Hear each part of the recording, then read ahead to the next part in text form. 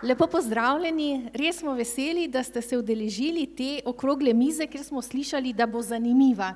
Tako da vsi gostje vemo, da bomo zanimivi. Tako da najprej prosim magistra Emila Šehića, našega gostitelja, če se nam pridruži. Gospod Šehić.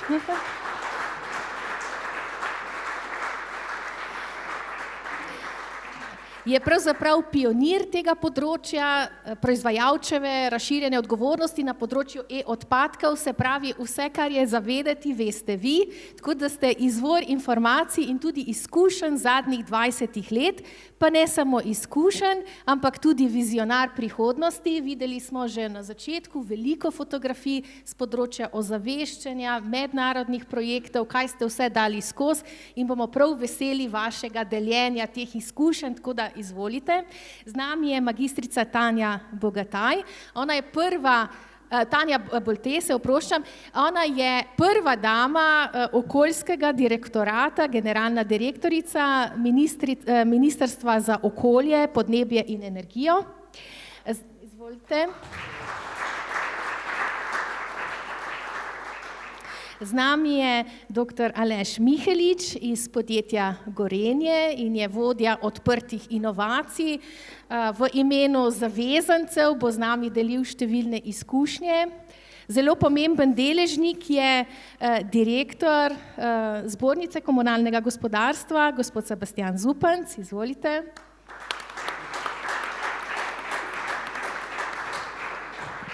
In seveda brez nevladnikov civilne iniciative ne gre, Jaka Krajnc, strokovni vodja Društva Ekologi brez meja. Torej 20 let ZEOS-a je 20 let proizvajalčeve razširjene odgovornosti. Torej, to je koncept, hkrati je pa tudi zakonodajni okvir. Vemo, da se nekako operativna in finančna zavezanost prenaša od neke širše javnosti k proizvajalcem, to je nek tak odgovornostni koncept, ki pa se hkrati lahko v različnih državah, članicah Evropske unije implementira po svoje. Skupaj imamo pa te velike cilji, ki jih je potreba doseči. Kako se to dogaja v praksi, vidimo že iz deležniške strukture na tem odru, da to nihče ne more izpolnjevati sam, da sicer lahko po teoriji proizvajalec prevzame individualno to odgovornost, ampak praksa kaže pa, da rabi številno pomoč drugih deležnikov. Tako da bi našo okroglo mizo najprej začeli z tem nekim širšim okvirom zakonodaje.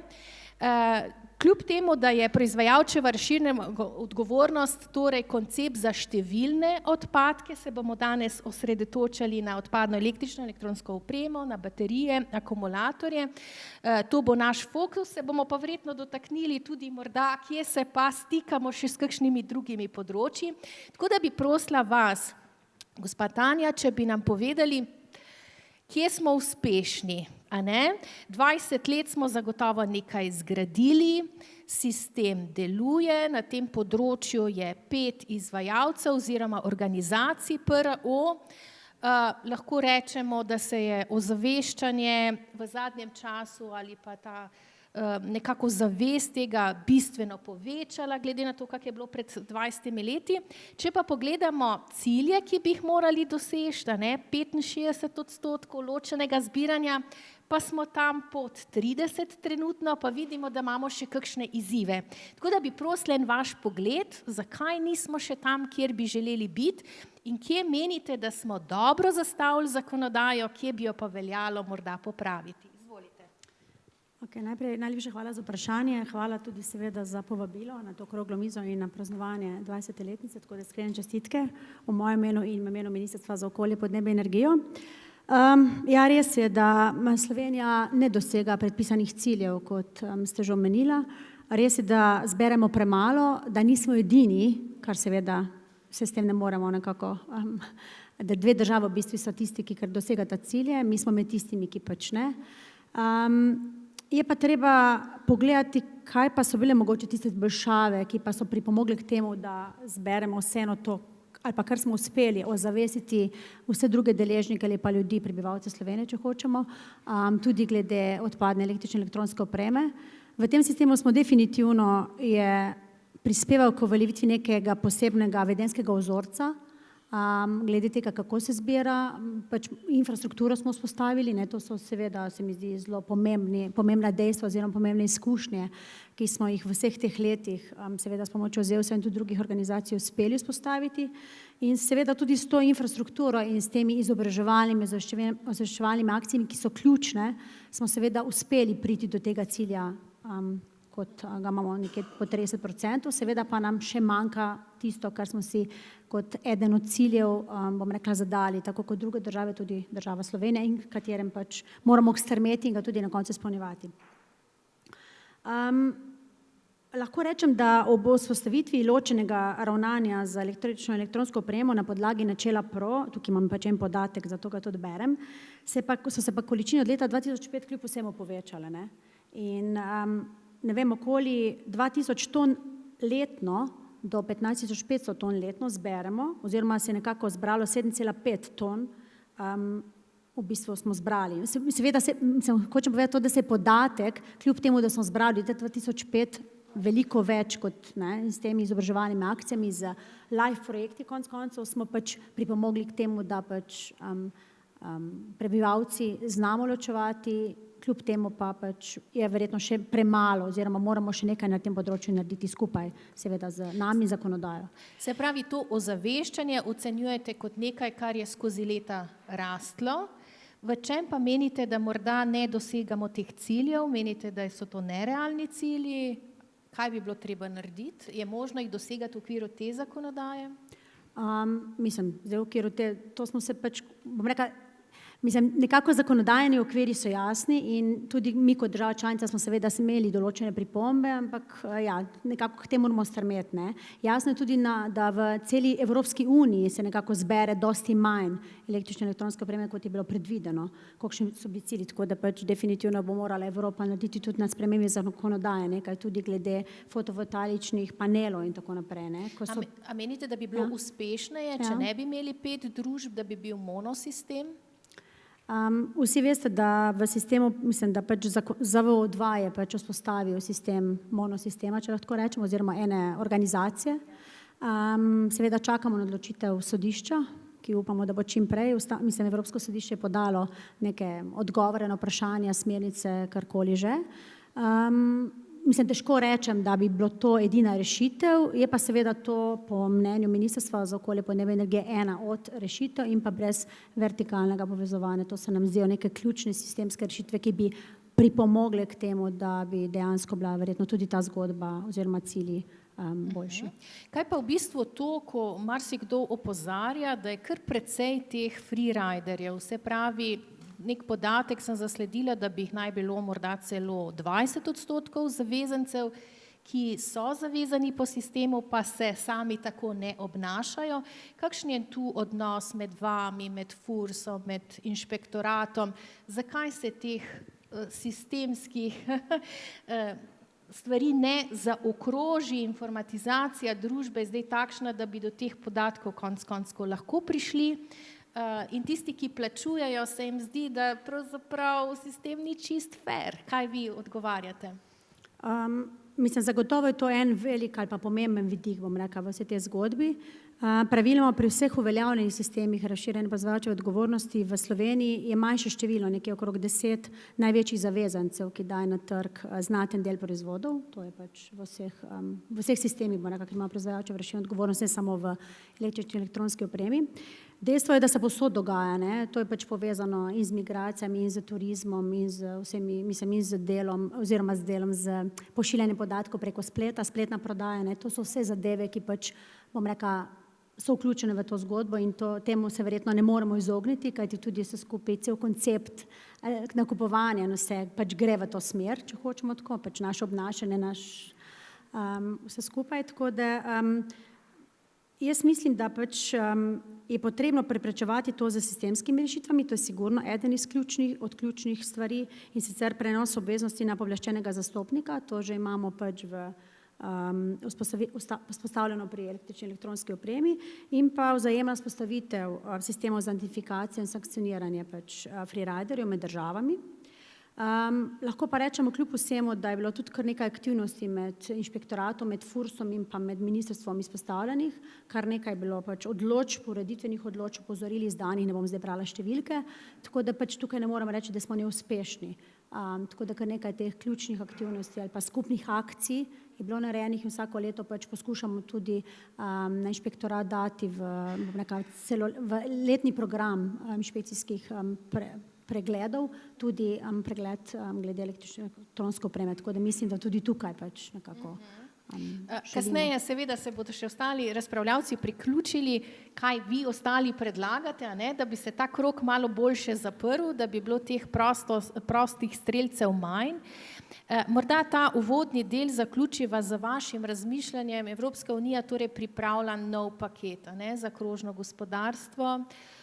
Vemo, da to ni samo zdaj okoljevarstveni paket, ampak da pravzaprav vemo, da gre tudi marsikje za kritične surovine, za odpornost, za konkurenčnost gospodarstva.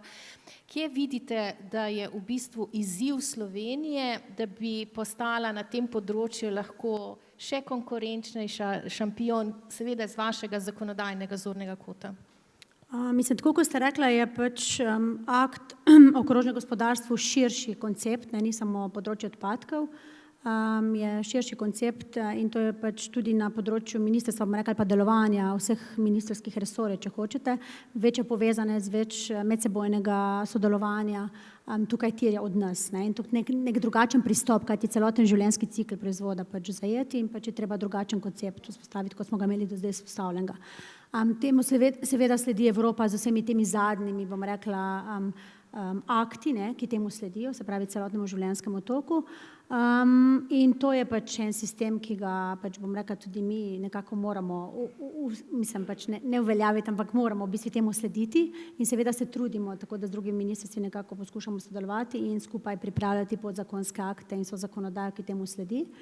Seveda so tukaj še določene aktivnosti z raznimi projekti in pa z vzpostavitvijo tudi Centra za krožno gospodarstvo konec koncev v Sloveniji, ki je pač eden izmed ključnih, ki bo izobraževalno funkcijo imel, potem raziskovalno in pa povezovanje podjetij, kar je tudi ključno, tako da se mi zdi, da skušamo slediti seveda temu, konec koncev je tudi nov zakon o varstvu okolja 3, ki je pač pripravljen, upam, da pač se trudimo, da bi ga poskušala še ta vlada sprejeti, če bomo uspeli in pa pač vse te seveda sledijo ne samo akt o krožnem gospodarstvu, ampak vsi skupaj ekodizajn, vsi akti, ki se sedaj pripravljajo, pa ki so malce pred, bom rekla, uveljavitvijo, seveda sledijo temu konceptu. Moraš kot skupaj imati, ne bo vsakega posebej.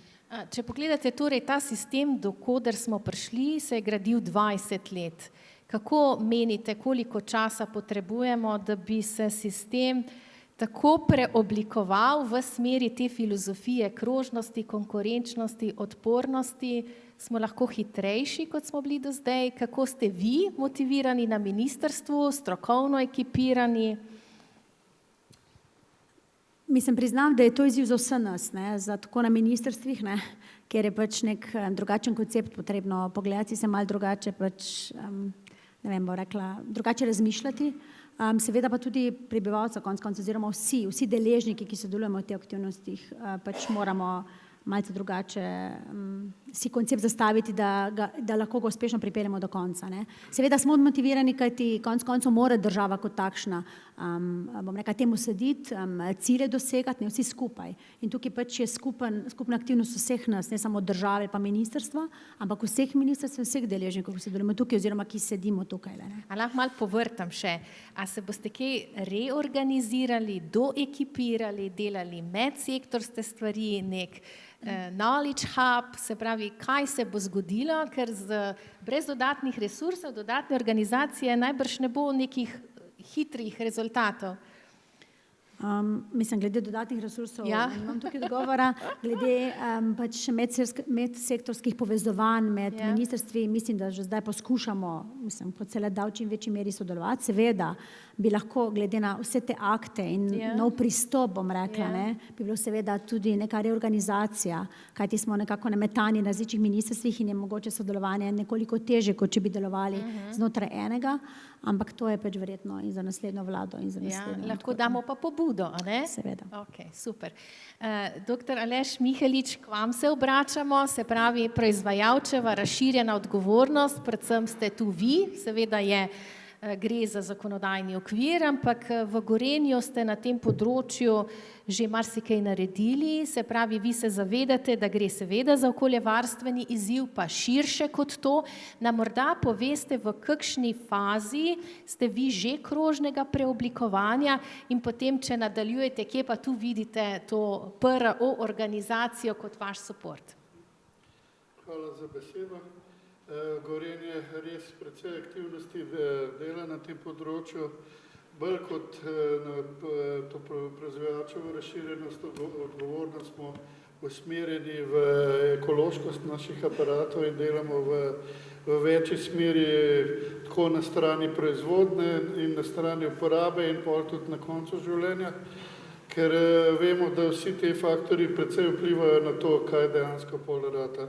Če se vrnem na ta zadnji del, čist na koncu, potem tukaj je zanimivo, da koncepti najbolj se primajo tisti, kjer imajo podjetje neposredno korist, zato ker mi zelo dobro razumemo metuljček kot Ellena McCarthyja, kjer ima 4 recikliranje, pa ponovno uporabo bliže in tako naprej. In ko gledaš, kaj management v firmah prepriča, da bi lahko korak naprej naredili, je sigurno nekaj, kjer lahko stroške obvladujemo. In če mi plačujemo pavšalno odgovornost, naprimer za recikliranje aparatov, tistega ne moreš vplivati in ni tudi nobenega interesa, da bi se kaj spremenilo. Medtem pa z tem konceptom novim, razširjene proizvajalčeve odgovornosti, kjer pa dejansko lahko mi si stroške zmanjšamo, pa tukaj naenkrat zanimivo za podjetje rata, zaradi tega, ker mi nekaj lahko vplivamo na neke stroške. To je pa že stvar, kjer management z velikim zanimanjem gleda, kako bi določene stroške zmanjšal. In na tem področju se pri nas zdaj največ dogaja na področju napovedovanja življenjske dobe aparatov, tako da bi znali dejansko aparati sami povedati, kdaj se bodo pokvarili. In na ta način lahko mi skrajšamo naprimer testiranje, ki je obvezno. Na drugi strani lahko stranki kupcu zagotovimo bolj prijazno uporabo in pa predvsem ta stres, ki je skozi prisoten, da ne veš, ali boš imel nepredvidene stroške ali karkoli. In pa na drugi strani tudi sebi stroške zmanjšamo, zato ker ta isti mehanizem lahko uporabimo potem tudi za recikliranje rezervnih delov. In če pogledamo, da mi kot proizvajalci smo dolžni imeti rezervne dele 10-15 let na zalogi, hkrati si pa želijo vsi od strankov do ministrstev, da bi bili ti rezervni deli poceni. Mi moramo pa 15 let skladišče plačevati, denar nam ne kroži, torej ne ustvarja dodane vrednosti, tak rezervni del ne more biti poceni. In ideja ravno tega, kar razlagam, je, da bi dejansko tukaj na tem segmentu prešli v prihodnje na 100% obnovljene oziroma, bom rekel, testirane rezervne dele, ki bodo še omogočali to, da bomo lahko preostalo življenjsko dobo stranki zagotovili. Se pravi, vaša motivacija je seveda tako kot pri podjetjih zniževanje stroškov. A je to edini? Ne, ni edina motivacija. Glede na to, da je Gorenje bilo prvo v Sloveniji, ko je EMA začela poročati že več kot 20 let nazaj, zato se začel prej, da nam je ta ekologija nam je zelo pomembna. In če gledamo na tem področju, imamo večino streh pokritih z fotovoltaiko, vsako leto izpuste zmanjšujemo. Tudi, naprimer, odrezke razne, ki nastajajo, predvsem plastične, poskušamo že sami v podjetju reciklirati, tako da nimamo dodatnega dela s tem. Na drugi strani pa tudi dizajn, ki ga damo, kako naše aparate naredimo, gre vse v smer, da bi bili bolj popravljivi, da bi dejansko lahko lažje zagotovili to. Super, se pravi, vi ste od samega začetka soustanovitelji ZIOS-a. Kako ste zadovoljni s tem, kako se je sistem razvil? Smo zelo, ampak imamo pa še velike zahteve. Malo pohvalite, ampak malo kakšen izziv pa še To povejte. bomo pa v izzivih bomo nadaljevali. Potem pa malo pohvalite, to radi slišimo, ne? No. Tako da moram reči, da tudi uspešno z njimi sodelujemo na raznih projektih, kjer poskušamo, ne vem, od bom rekel, recikliranje materialov, predvsem to, kar je zelo aktualno, te redke zemlje, magnete in tako naprej. Probamo kaj skup narediti. Po drugi strani pa nas tudi zakonodaja precej sili, predvsem na Švedskem in nekaterih državah, kjer je malo bolj še strogo, kakor je EU zakonodaja, da dejansko praktično se trudimo, da sploh teh materialov tovrstnih ne bi imeli v aparatih naših, zato ker nam je to predrago na koncu. A nam lahko malo približate vaše razumevanje, ne? Se pravi, vi ste preložili oziroma plačujete, a ne, družbi, organizaciji, ki za vas to opravlja. Kaj od te organizacije pričakujete? Se pravi to, da ste zakonsko pokriti, absolutno, ampak katere dodane vrednosti še si obetate od organizacije PRO? Mi pričakujemo zdaj, če že zdaj v tem papirki to povem, pričakujemo, da bomo dejansko od njih začeli dobivati nazaj tudi surovine. Zdaj bom razložil, zakaj. Zato, ker imamo izziv na dveh koncih, naprimer, če govorimo o reciklirani plastiki, ki bi vsi radi, da bi imeli skoraj 100% reciklirano, hkrati smo pa mi kot podjetje dolžni to certificirati in jaz, ko dam aparat, naprimer, ga damo certificirati, dobimo potrdilo, da ni težkih kovin ali pa ne vem česa noter, hkrati pa nimaš nobene garancije za naslednji batch, da bo enak. Krivi smo pa mi na koncu. Tudi če je papirno vse pokrito, potem madež na nas pade, zato ker bi mogli lahko aparate iz trga dajati ali pa kakorkoli. In tukaj so izzivi in vidim, da tudi ko gledamo v tujini firme, kako delajo, dejansko je problem, da tega mi v podjetju ne moramo delati, ker smo se že stavnjo pogovarjali v preteklosti, da mi nismo registrirani za ravnanje z odpadki in čim pride v ta krog, je dejansko za nas zgubljeno, tako da mi dejansko to, kar recikliramo, lovimo prej in tukaj je še precej manevrskega prostora, da bi se to olajšali ali pa certificirali na nek način, da lahko ven dobiš iz kroga. Na drugi strani pa vidimo, da bo dejansko težko to vse zaprtno. Kaj pa kakšne druge še dodatne storitve, recimo digitalni potni list in drugo v prihodnosti?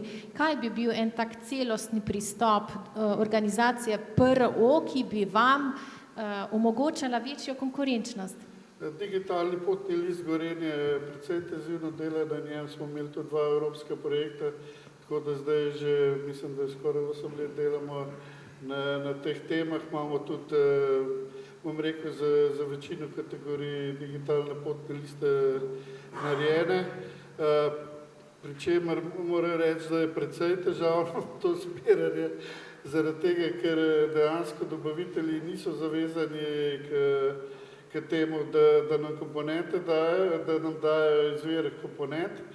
In tukaj vidim, da zna biti to v prihodnje še bolj problem, ko gremo v Bauhaus, neke rezervne dele kupiti kot, bom rekel, občani, ti ne veš, iz kje je tisto jeklo, nič ne veš. In če gledaš, kje je eno malo podjetje, ki ne kupuje na veliko nekje, dejansko bo tak potni list zelo težko sestavljal, zaradi tega, ker ni po celi verigi dejansko ta sledljivost, je samo bolj na koncu od nas zahteva, mi se pa potem zafrkavamo z dobavitelji, da pridemo do teh komponent. No, je pa sigurno plus tega zaradi tega, ker bodo znotraj se tudi sami vprašamo o tem, kakšne materiale imamo, da se čistega vina nalijemo, zato ker tudi si, bom rekel, razvojniki ko načrtujejo izdelek, niti nimajo najbrž informacij o ne vem, najnovejših možnih materialih, ko se na voljo, niti kaj tisti materiali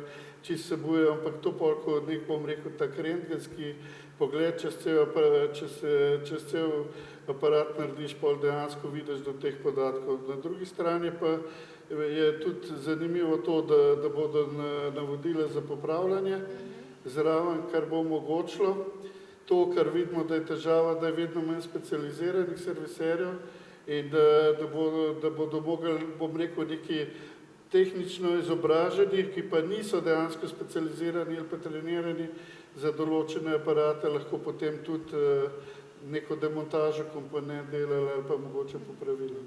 V kolikom času predvidevate, dr. Mihelič, da bo prišlo do bistvene uveljavitve novih modelov, se pravi, da ne boste več prodajali in ne bo toliko lastništva, da boste bolj prodajali storitve?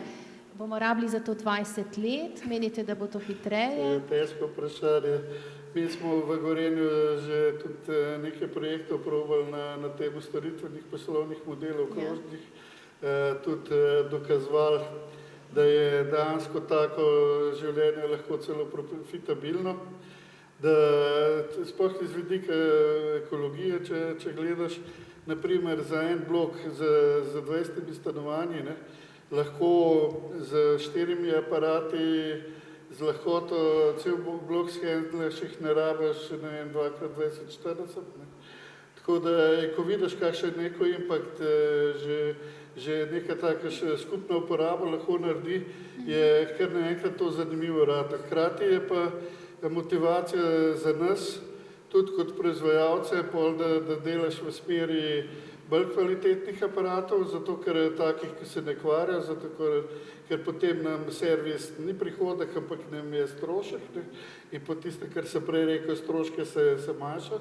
Po drugi strani pa, če gledamo čist iz vidika, ne vem, podjetja, razvoja aparata, ki traja, ne vem, 10 let, ali pa nekega, ki traja 20 let, ni bistveno dražji, ali pa bom rekel, sama izdelava. Mogoče govorimo o nekaj 10% za 2x večjo življenjsko dobo.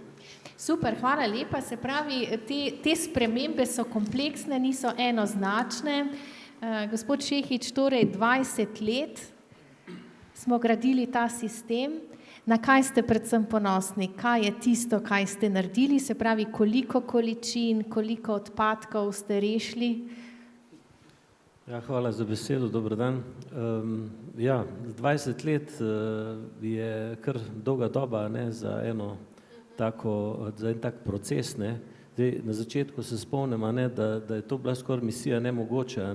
Praktično vsa bela tehnika je končala med odpadnim železom, televizorji na deponijah, divjih deponijah, sijalke med mešanimi komunalnimi odpadki. Enostavno koncept PRO sploh ni bil v tistem času nekako sprejemljiv. Gre za neko umetno tvorbo, za regulativo, ki nas je postavila v bistvu med povzročitelji odpadka in pa med izvajalce, in to seveda mnogim ni bilo všeč. Zdaj, za to je bilo seveda potrebno na eni strani, da je zakonodaja nekako in pa tudi inšpekcija preprečevala vsaj v tistem delu nevarnih odpadkov, da končajo zunaj tega sistema, medtem ko pa za določene odpadke pa še vedno to izziv.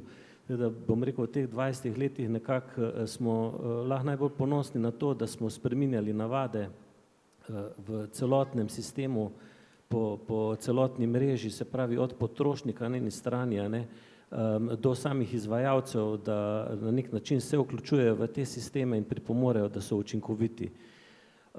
Seveda, zdaj na začetku, kot mladi entuzijasti, smo bili mnenja, da se to da urediti tudi v parih letih. Na koncu smo ugotovili, da je mreža dosti široka.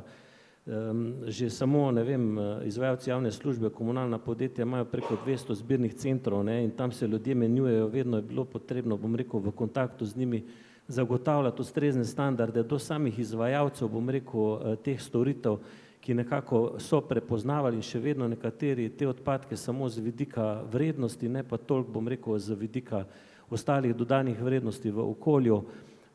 Seveda, do proizvajalcev, ki na nek način, prej ste postavili vprašanje okoli freeriderjev, ki še danes po 20 letih zavestno ali nezavestno se izogibajo temu strošku in seveda to so moteči faktorji, ne, in na ta del nekako lahko rečemo, da nismo ponosni, ne, da se nam ni dalo, bom rekel, tudi posledično potem z ciljem zbiranja približati tem evropskim ciljem. Kot del tega bi nedvomno omenil tudi to, da Slovenija praktično nima neke svoje učinkovite infrastrukture obdelave, ne, ker če bi imela svojo reciklažo na tem področju res zelo na nivoju vzpostavljeno, potem bi bil interes bistveno večji in bi dejansko tudi ti deležniki bili proaktivno usmerjeni v to, da se zagotovi čim večja vračljivost teh odpadkov, da ne pride do kopičenja in tako naprej, ne. In posledično seveda tudi to, kar je kolega dr. Mihelič omenil, ne, da oni pridejo do surovin, ne. To je, bom rekel, eno od redkih odgovorov, kar sem jih, bom rekel, v zadnjem času slišal, ne, da dejansko si želijo te surovine, ne. Je težava z certificiranjem tega, ne, so izzivi, ampak bom rekel, to je tisto tudi, kar je ključno za nas, ne, da tisti, ki plačujejo v ta sistem, proizvajalci, torej tisti, ki dajo na trg te izdelke, da nazaj želijo in nazaj tudi dobijo te surovine za svoj nadaljnji razvoj, ne, pa naj bodisi so to, bom rekel, tiste primarne ali pa tudi visoko, bom rekel, redke, zahtevne sekundarne surovine, ne. Super, prihodnosti se še vrnemo. Poglejmo zdaj trenutno stanje. 5 vas je, a ne, izvajalcev PRO-ja na tem trgu odpadkov. Vi ste seveda, a ne, največji, tudi prvi. Je to dober sistem? Menite, da je ta monosistem konkurenčnejši v smislu z vidika nižjih stroškov, manj nepobranih stvari, morda lažje organizacije? Kako vi gledate na to? Ja, v določenem segmentu seveda, ne, ali pa sploh morda na začetku je ta razpršenost odgovornosti zelo lahko problematična, ne, in dejansko z nekim doseganjem cilja se pride do neke stopnje, naprej pa ne gre, ne. Naprej je, ne bom rekel eksponentno, ampak strošek se premo sorazmerno ne povečuje z vsako tono, ki jo želimo zbrati. Če bi želeli zbrati 100%, bi to pomenilo, da moramo dejansko vsak dom po vsako baterijo, vsak košček, vsake električne slušalke in to terja izjemen napor in pa s tem tudi povezane stroške, ne. In kadar je razpršenost odgovornosti, seveda potrebno vedeti, da proizvajalec te storitve ne vidi, ne. Redki so bili vseh teh 20 letih trenutki ali pa izkušnje, da so proizvajalci se spustili na nivo informacij prevzemanja od potrošnikov, od trgovin, od komunalnih podjetij, od pravnih oseb, ne, od šol, to jih ne zanima, ne. In ta zavest, bom rekel, se je z leti je samo padala, ne. Danes, če gledam, jih zanima samo strošek, ne. Tudi to je bilo danes izpostavljeno, zanima jih v bistvu strošek in pa materiali, tisti, ki so to posledično pomeni nižanje kvalitete storitve, ne. In v Evropa, predvsem, bom rekel, ti PRO-ji, ki so bili vzpostavljeni pred 20 leti, imajo precejšen izziv pred sabo. Oni govorijo o situaciji EPR 2.0, ne, se pravi Extended Producer Responsibility, kjer bodo redefinirali ali pa so že redefinirali, bom rekel, te odgovornosti. Dansko omejujejo, bom rekel, številne države, celo Irska, ki ima 2 PRO-ja, ne, je resna debata o tem, da grejo na enega, ne. Določene države, ki temu niso uspele, celo grejo in podržavljajo te sisteme, a ne, kot je Madžarska, na njihovi poti je Slovaška, na njihovi poti je Bolgarija, je Poljska, ne. O takih stvareh se pogovarjajo, ne. Določene države, bom rekel, so to že storile, a ne, in ugotavljajo, da v bistvenih razlik načeloma ni, ne, v samem strošku, zaradi tega, ker 90% stroška, ki ga mi imamo, itak pade na samo zbiranje in obdelavo, ne na administracijo. In seveda, ne, nekje ocenjujejo, da praktično tudi ni proaktivnosti sistema v primeru, da je več odgovornosti, ne. In to je primer tudi pri nas, da zato se ustavljamo z doseganjem teh ciljev. Ali menite, da bi bilo treba jasneje definirati tudi zakonodajno, da so zavezanci odgovorni za doseganje cilje in bi imeli tudi potem neke negativne morda posledice in bi na ta način bili bolj odgovorni, zavezani podpirati celotno verigo? Zdaj, zakonodaja je tu dosti jasna in praktično to že določa, ne. Se pravi, organizacija proizvajalcev oziroma proizvajalcev razširjene odgovornosti ni neposredno odgovorna za doseganje teh ciljev, ne.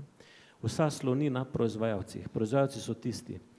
Organizacija da v njihovem imenu tudi finančno jamstvo, ne, za neizpolnjevanje ciljev. Tu pride do te težave, ne, da se sankcije niso nikoli zgodile, ne. Zdaj, ali je to posledica, bom rekel, zakonodaje ali nadzora ali inšpekcije, to lahko tudi drugi ugotavljajo, ampak dejstvo je, da zakonodaja sama po sebi ima namen proaktivnosti in ima namen odgovornost prenesti na proizvajalce. Torej, ko neko podjetje A, pa lahko veliko ali malo, mora skleniti, se pravi, mora izpolnjevati te obveznosti in njegova odgovornost, da izbere tisto družbo, ki bo dejansko v njegovem imenu te obveznosti tudi izpolnjevala, ne. In če te obveznosti niso izpolnjene, bi mogla ta družba, ta proizvajalec biti sankcioniran. Lahko samo vas izvajam, gospa Boltes, zakaj ne prihaja do sankcioniranja? Vsi vemo, da inšpekcijska služba ima upravlja nadzore, tako da jaz mislim, da težko govorim, zakaj ne pride do sankcioniranja. Tako kot sem rekla, imajo v svojem planu letnem tudi pregled tovrstnih organizacij, vsega skupaj, tako da težko pa rečem, zakaj ne pride. Skratka, to bi lahko dali kot pobudo? Lahko, mogoče, ne vem. Težko rečem zdaj, zakaj ne pride do sankcioniranja, niti nisem o tem obveščena. Ker tukaj vidim, ko ste me prej vprašala, glede FURS-a pa glede ministrstva oziroma inšpektorata, vem, da je bilo kar nekaj izvedenih, bom rekla, tudi pregledov in odločb izdanih in sankcij in tako naprej. Težko pa rečem, zakaj v enem določenem primeru ali pa, ne vem. Bi se vi zavzemali, gospod Šehić, da tu... Jaz razmišljam, da bo preko sled do tega tudi prišlo. Zdaj tisti, ko bolj to spremljano, smo informacija v sredini letošnjega leta za strani Evropske komisije bila, da je predlog uvedbe dodatne takse, dajatve za nezbrane e-odpadke. To pomeni, v Sloveniji na trg damo približno okoli 50.000 ton te opreme. 85%, rečemo na hiter, bi se moglo tega zbrati kot generirano, to je 40.000 ton. V Sloveniji izberemo 16-17.000 ton. 23.000 ton je nepobranih odpadkov. In predlog Evropske komisije je, da ta taksa znaša 2 evra po kilogramu. Si predstavljate? To je 46 milijonov evrov.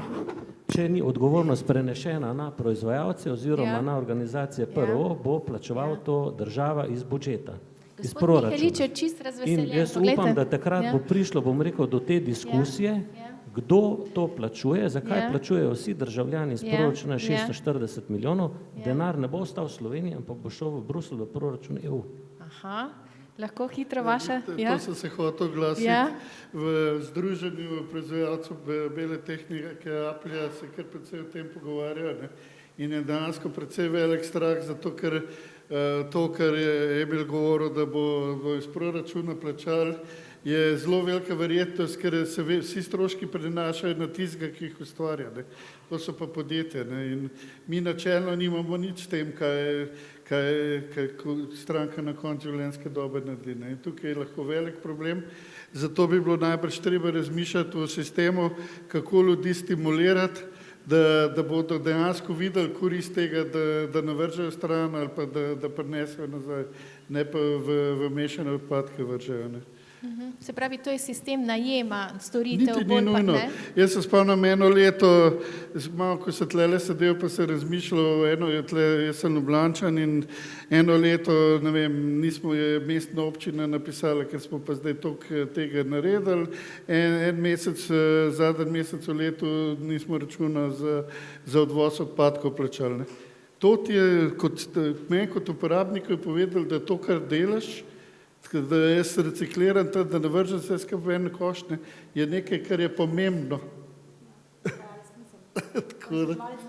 Zato sem rekel, da iz tega vidika bi to, da pokažemo, da dejansko je pomembno, bi več dosegli, kot s takim kaznovanjem. Gospod Šehić, kaj pa naslednjih 20 let? Kaj boste naredili iz družbe ZEOS? Zdaj ne vem, če bom jaz to naredil, ampak vidim pa, bom rekel, smer, v kateri bo to šlo. Zdaj, tudi to je bilo danes govora, da dejansko, bom rekel, ta evropska zakonodajna usmeritev tega področja ni več samo v recikliranju, zbiranju odpadkov, ampak preprečevanju. Ne. In to pomeni, da te družbe proizvajalcev praktično ne bojo samo delovale na ciljih zbiranja in pa recikliranja, ampak tudi na ostalih, se pravi od rezervnih delov, obnavljanja komponent, ponovne uporabe poslovnih modelov. In ne vem, kdo znotraj, bom rekel, take države majhne, kot smo mi, a ne, bi lahko si dovolil, a ne, da bi to področje pokrival v celoti kot področje krožnega gospodarstva. Ne. In mi smo imeli, bom rekel, kar nekaj projektov, a ne, na to temo in tudi zdaj se izvajajo. Dejansko vidimo, ne, da imamo zalogo informacij in pa komunikacije povezav, ne, in da so proizvajalci tisti, ki stojijo za tem, in tudi potrebujejo te izkušnje in dejansko to področje se bo nekako umestilo not. To na nek način opažamo tudi pri sorodnih sestrskih podjetjih v tujini, kjer nekako prehajajo iz tega EPR, se pravi Extended Producer Responsibility, na ESR, ne, se pravi Extended Social Responsibility, ne, kjer vidijo enostavno, da je to neka naša družbena odgovornost. Še enkrat, ne, mi smo, rekel, nek element, neko združenje med vsemi temi deležniki, ne. In dejansko povezujemo, jaz pravzaprav ne vem, katera skupina deležnikov je tu izvzeta, ne. Od šol do, bom rekel, občanov, do komunalnih podjetij, zbiralcev, reciklerjev, trgovcev, medijev, vseh deležnikov znotraj tega. Mislim, da tu proizvajalci bojo imeli tudi na koncu interes, glede na to, ne, da jih bo zakonodaja kot taka zavezala k določenim spremembam, ne, kar je že primer, ne vem, Švedska, Francija, ne, ki zahteva od proizvajalcev določene spremembe, ne, tudi konec koncev digitalni potni list, ne, in vse te stvari, mislim, da bodo na nek način združene znotraj teh organizacij PRO. In od ključnih deležnikov, ker zdaj bomo šli k komunalcem, imeli smo proizvajalce, katere največje spremembe pričakujete, da bodo zahtevale, da bo sistem po novem deloval? Ja, zdaj, kakor moj kolega Bukovec večkrat poudaril, lastnik vseh teh procesov je ministrstvo, ne. Tako da bom rekel, zakonodaja regulira to našo dejavnost. Jaz se jim moram zahvaliti, ne, da so jo sploh regulirali že pred 20 leti na način, da smo lahko to sploh naredili. Tudi v Sloveniji je bilo takrat, bom rekel, ena opcija, da je to javna služba, ne. To pomeni, brez njih enostavno, bom rekel, sistemi ne bi obstajali in brez njih tudi v nadaljevanju se sistemi ne bojo nadgrajevali, a ne. Zdaj tisto, kar kot druge, pa absolutno tu vidim proizvajalce, ne. Proizvajalci se bojo morali vrniti tu k koreninam razmišljanja pred 20 leti, ne. In na nek način, če so takrat stopili skupaj in so videli, da je to ta skupna pot edina, ne, da bodo te svoje obveznosti izpolnjevali, bodo tudi v naslednji perspektivi nekega krožnega gospodarstva se mogli tega zavedati, ne. Se pravi, oni so pa plačniki tega sistema. Zdaj, denar je pa načeloma lahko zapravljati, ne, tako da zbiralci pa izvajalci javne službe pa reciklerji bodo pač na nek način ponudniki storitev, a ne, dočim, bom rekel, zakonodajalci in pa proizvajalci pa tista ključna dva, ne, ki morata se zavedati odgovornosti in pomaga, da se ti sistemi zdaj, če bodo kompleksni, če bodo zelo raznoliki, bodo težko obvladljivi, ne. Govoril sem z kolegom v Kanadi, a ne, ki je 80, ne Kanadi, to je v bistvu ta del Kolumbija, British Columbia, ki je 80-krat večja od Slovenije, ne, in ima en sistem, ne, to je samo ena, ne. Potem imamo države, kot je Francija, ki dejansko v 4 dneh zbere to, kar se mi celo leto matramo v Sloveniji, z enim sistemom, ne. Zdaj, ali država lažje nadzira tak sistem, ne bomo govorili, ali je to monopolistično ali je kakršenkoli, ne, ampak dejansko, bom rekel, določene ovire so pred nami, da lahko tu nadaljujemo to pot. Super. Brez komunalcev ne gre. Beremo v statističnih podatkih, da približno 60% vse zbrane odpadne električne elektronske opreme gre preko vas. Kako pa vi ocenjujete ta sistem 20 let, ki se je vzpostavljal? Ste zadovoljni kot partnerji v sistemu? Dovolite mi, da se vrnem malo nazaj. Ja. Ko govorimo o krožnem gospodarstvu. Glejte, krožno gospodarstvo, že sam ime govori, da zahteva neke spremembe v gospodarstvu. Je tako. Ne govori krožno okolje, ne govori krožna ekonomija. Ja, govori krožna ekonomija v smislu gospodarstva, ekologija. Moje osebno razmišljanje je, da je vsi sistemi PRO-ja, proizvajalčeve razširjene odgovornosti, ki naslavlja predvsem spremembe v gospodarstvu, bi jih moglo reševati gospodarsko ministrstvo. To je moje osebno mnenje. Ker največ sprememb bo raven na gospodarstvu in gospodarsko ministrstvo je tisto, ki povezuje gospodarstvo in rešuje, bom rekel, neke procese, pravzaprav usmerja gospodarske procese, konec koncev tudi skrbi za nek usklajen razvoj. Mi imamo pa tukaj malce, za moje pojme, narobe postavljen. Mi pa govorimo o ekologiji, govorimo o okolju in gospodarstvo pa kar tam nekje. Ministrstvo za gospodarstvo pa kar tam nekje. Tukaj se Tanja svojim sodelavcem trud, da bi spreminjali gospodarske procese. A veste, zdaj se pa vračam na komunalo. Komunala izvaja gospodarsko javno službo zbiranja komunalnih odpadkov. Mi nastopamo zgolj v tistem zadnjem segmentu, ko odpadek že nastane. Ne nastopamo v ekomodulaciji, ne nastopamo v proizvajalčeve razširjene odgovornosti, kdo kaj izpolnjuje, ne izpolnjuje iz gospodarskega vidika. Tukaj nas ni. Mi smo samo tisti na koncu, ko poberemo tiste odpadke skladno z veljavno zakonodajo. Trenutno vas ni, lahko pa razširite svoj način razmišljanja, ne? Glejte, saj dovolite, da povem, načelo gospodarske javne službe je, da tiste gospodarske aktivnosti, ki se jih s trgom ne da izvajati, ali pa so tako zelo pomembne, da jih ni za prepustiti trgu, se jih organizira v okviru gospodarske javne službe.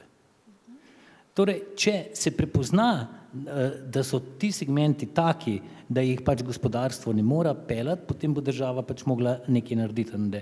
Ampak v osnovi, kaj hočem povedati, to, kar je Emil povedal, je čista resnica. Mi smo prišli do nekega nivoja zbiranja, ločenega zbiranja odpadkov v Sloveniji, v drugem četrtletju smo bili na 79%, meni se zdi to noro huda številka, načeloma konec leta bomo verjetno tam na nekih 75%, kar je še zmeraj za evropski prostor hudo dobro.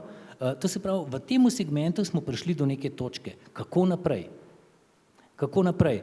Ali zgolj s neko regulacijo komunalnih podjetij, izvajanja gospodarskih javnih služb, ali treba korak naprej narediti? Zato se jaz osebno, bom rekel, veselim PRO-ja in sistema polnega pokritja stroškov, ker takrat bodo pa dejansko proizvajalci pokrivali tudi tiste stroške od gospodinjstva in takrat bo prišlo do tega, da bodo proizvajalci imeli interes vlagati sredstva tudi v zaveščanja, tudi v optimizacijo procesov, ker veste, gospodarska javna služba zbiranja odpadkov, regulirana dejavnost, občine potrjujejo ceno, oni občinski svetniki na nivoju politike hočejo najnižjo ceno in komunalno podjetje se ne mora prvošati, da bo rekel, ne, mi bi pa še nekaj več, nekaj nadstandardnega. Ne, svetniki ne dovolijo nadstandard, oni dovolijo tisto, kar je zapisano in mora komunalno podjetje izvajati. In te stvari smo pripeljali do neke točke. Jaz moram se tukaj Zeusu zahvaliti s prejšnjemu live projektom in tudi zdajšnjemu, torej e-krožno pa prvi bil pa spodbujamo, ja, ko so namestili infrastrukturo za poulično zbiranje. To komunalna podjetja niso mogla, ker jim tega stroška nihče ne bi hotel priznati in bi jim učitali, da nastopajo nekaj nadstandardno. Podobno je bilo zdaj s e-krožno spodbujanje, kotički, ponovna uporaba. Tudi tukaj je Zeus naredil en korak naprej v ta pravo smer. Zdaj seveda, če bi vseh 5 organizacij skupaj stopili in to delali, potem verjamem, da bi bil efekt lahko tudi še večji. Se pravi, dodatne infrastrukture in to, kar bi bilo recimo zanimivo z vidika občanov, z vaše strani ni ambicije investirati. Pričakujete, da bojo to delali organizacije? Niste me razumeli. Ja? Ambicije so, samo sredstvo za to jim nihče ne da. A veste, tudi centri ponovne uporabe, nikjer ni reguliran, da mora komunalno podjetje imeti centre ponovne uporabe. Nastajali so takrat, ko je država spodbujala socialno podjetništvo in je bil en del stroškov pokritih in ti centri ponovne uporabe so ostali predvsem v tistih parih občinah, kjer je občinska politika z neko veliko afiniteto do tega. Če tega ni, pač tega centra ni, ker nihče ne bo plačal. Komunala pa pravzaprav ne more tega stroška prevaliti na položnico. Ne, da ni ambicij, še enkrat poudarjam, ne, da ni ambicij, ambicije so, seveda so ambicije. Z vidika vodstva mislite, ne pa Tako. lokalnih politik, ne? Tako je, lokalnih politik pa ni in tukaj bi rabili, če želimo nadgraditi zadevo nek zakonodajni okvir in neko obvezo, zato da pravzaprav si te stvari lahko tudi potlej sprezentira skozi stroške, konec koncev, če bo prišlo do polnega pokritja stroškov, bojo to tako ali tako proizvajalci plačali in to potlej je ta prava smer, ker proizvajalci imajo pa pravzaprav tukaj škarje in platno v rokah in tudi ko govorimo o optimizaciji pa bom rekel večji učinkovitosti, jaz si nadejam, mogoče na električni elektronski opremi ne, ravno zdaj veliko govorimo o odpadni embalaži, jaz se tukaj nadejam v bližnji prihodnosti, da bodo proizvajalci sami prišli s predlogi, kako bi lahko sistem nadgradili in ga sofinancirali za to, da bi v končni fazi bil učinkovitejši in cenejši. A vas lahko še malo potipamo glede na stanje v lokalni politiki, a menite, da narašča ta ozaveščenost, kot rečete, nadstandard, da bo več posluha in vam dali tudi več zelene luči za to vrstni razvoj ali ne? Ja, jaz mislim, gledajte, na splošno v družbi narašča ta zavedanje. Na splošno v družbi, ni samo pri občinah ali komunalnih podjetjih, ampak mi pa trčimo potem na vsake 4 leta na lokalne volitve in ko se opozicija na račun položnic hoče povzpeti na oblast in uporekajo vsak evro. No in tam potlej trčimo. Torej, zavest je, zavedanje, da moramo narediti korak naprej. Jaz mislim, da je prisoten vse posod, ampak na koncu je pa kalkulacija pred volitvam. Kdo bo komu kaj očital in v bistvu na kateremu vetru bo zajahal. Ko govorite o višji stopnji zavesti, zakaj se potem pojavljajo podatki, da je stopnja čistosti ločenih frakcij nižja? In to se govori za slovensko območje, tudi za evropsko beremo, pa hkrati tu se toliko dela v ozaveščanju. Kje vidite tu morda škarje med vlaganjem v ozaveščenost pa potem dejanskim vedenjem gospodinjstev? Poglejte, jaz ne bi posplošil zadevo.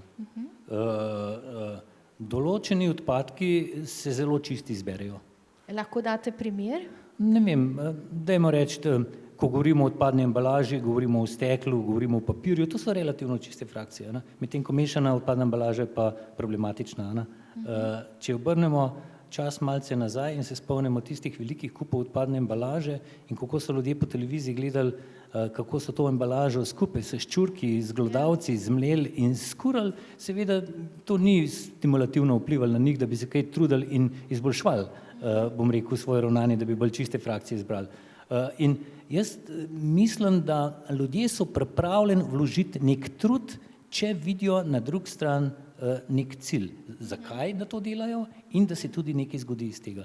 In raven zdaj potekajo razgovori, tudi z ministrstvom smo uspeli doseči dogovor o enem skupnem projektu nacionalnega osveščanja ravnanja z odpadki, z vsem družbam za ravnanje z odpadno embalažo, tudi s družbam za električno elektronsko embalažo želimo skupaj združiti moči in na nivoju Slovenije začeti osveščati in na en stran predvsem povedati, da smo dobri, da smo vrhunski v Sloveniji, da imamo vrhunski sistem, da nam je zadeva nekoliko cincala dol, ampak da znamo popraviti in v bistvu smo še boljši. Jaz sem trdno prepričan, ko bomo skupaj vse sile dali ministrstvo in sheme embalažne, pa tudi organizacije z električno elektronsko opremo, da bomo skozi kazalnike ugotovili, da je to pozitiven efekt. In menite, da je perspektiva taka, da bomo lahko dosegali te cilje?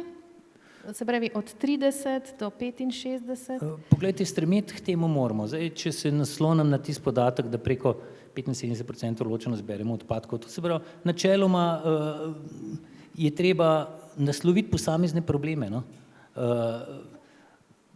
Prihaja tudi PRO za tekstil, prihaja druge obveznosti, ampak jaz sem prepričan, da lahko samo z osveščanjem, govorim na lastnih izkušnjah, ko sem bil še direktor komunale in ko smo čez noč pravzaprav v 15 dneh uvedli ločen zbiranje sistem odpadne embalaže po sistemu od vrat do vrat, to je bilo nekaj neverjetnega.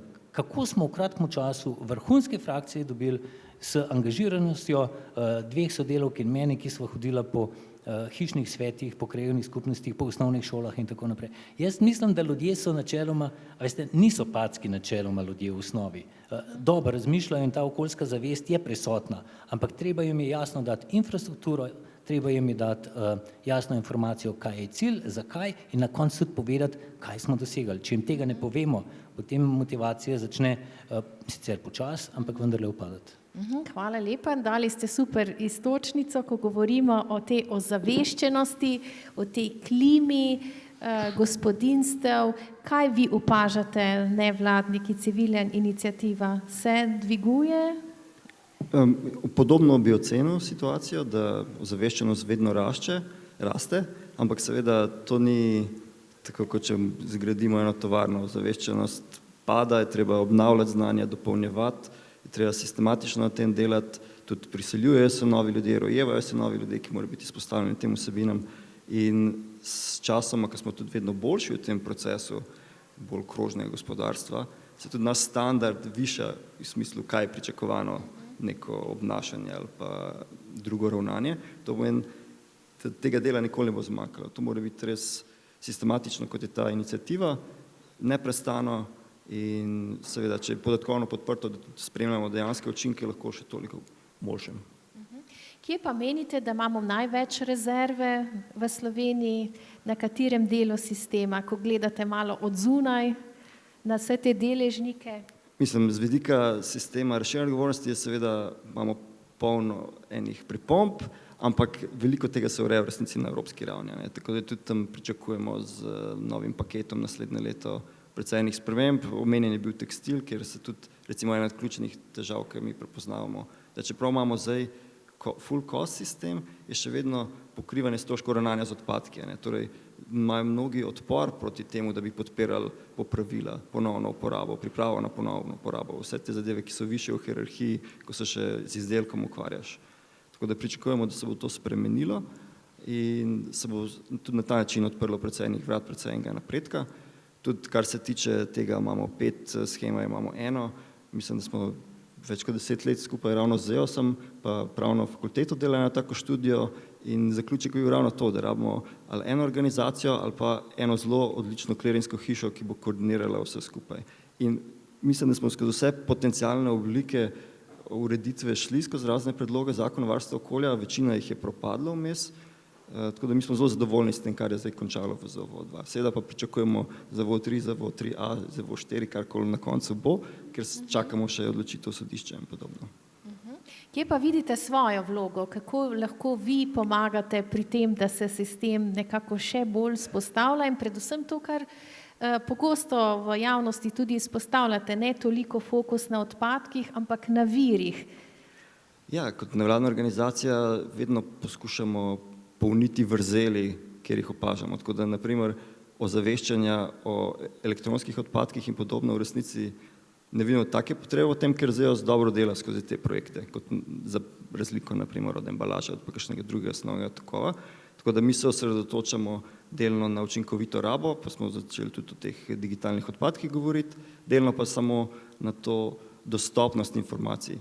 Če hočemo spodbujati servisiranje, morajo ljudje enostavno imeti dostopne te informacije, na koga se lahko obrnejo, zakaj in skozi portal Manje več cel kup takih dobrih praks v Sloveniji podpiramo.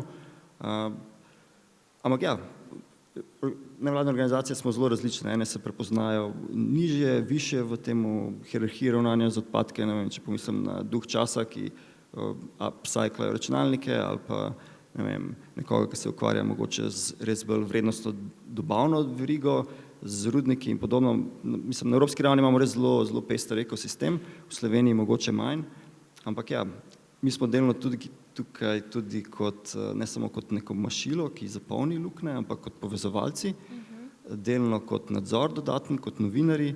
Ne vem, če bi dal primer EcoMBS, embalažna družba v Španiji, ne, tam so ravno nevladne organizacije uspele dokazati, da potvarja podatke, ki jih poroča državi, ne, in imajo za to težave s sistemom, naprimer. Ali tudi pri vas delate kontrolo nad podatki, da te odstotke, te tone, ki jih slišimo, da so to res, ta pravi podatki? Mislim, mi imamo seveda zelo radi podatke, ker je cel kup ljudi pri nas, ki imamo radi tabele, pa Excele in podobno, ampak je pa seveda težava, ker nimamo dostopa do velikega dela teh podatkov, ne? Tako da imamo nekatere sheme, ne vem, Slopak bi omenil, ki je zelo transparenten, naprimer glede cen za proizvajalce, ZEOS bi tudi pohvalil glede letnih poročil, ki jih tudi, ne samo da jih objavljajo, pa so zelo transparentni glede ravnanja pa z vsem, ampak samo iniciativno nam jih pošiljajo, naprimer, ne? Tako da verjamejo to, kar delajo in kar piše noter. Ne? Katere dostope bi pa želeli imeti za to, da bi tudi sami prispevali k večji transparentnosti sistema in najbrž tudi kredibilnosti v očeh javnosti?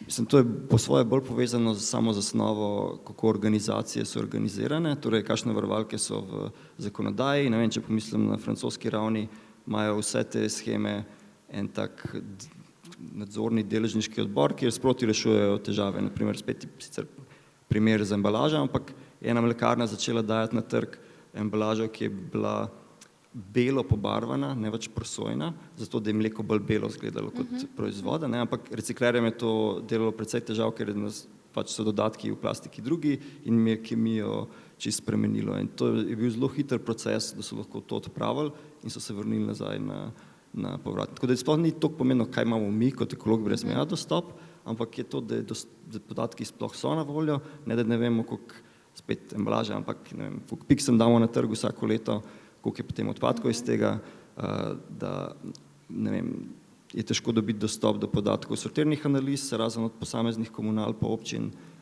Tako da je težko, imamo dobro sliko in potem tudi težko pomagamo upravljati sistem ali pa komplementirati, ne vem. Super. Hvala lepa za ta izhodišča. V tem drugem delu bi poskušali najti nekaj skupnih predlogov, kako naprej, a ne, teh 20 let je neka analiza, ne želimo, da je paraliza, a ne, ampak da je spodbuda za dobre nove odločitve, tako da imamo mikrofone tudi za vas in vas vabimo za kakšna vprašanja in tudi stališča. Bi pa morda dala zdaj vsem kaj priložnost, da se morda kar skupaj nekako osredotočimo na nekaj področij. Se pravi, najprej zakonodajno. Kaj konkretno iz obstoječe zakonodaje lahko še drugače implementiramo, da bo v tem hipu lahko sistem morda že bolj delujoč. Potem pa gremo na korak naprej, kaj bi spremenili. Izvolite, gospod Zupanc. In seveda gledamo tudi po publiki, prosim, kar vključite se, ko boste želeli. Izvolite. Zelo na kratko. Ja? Nadzor.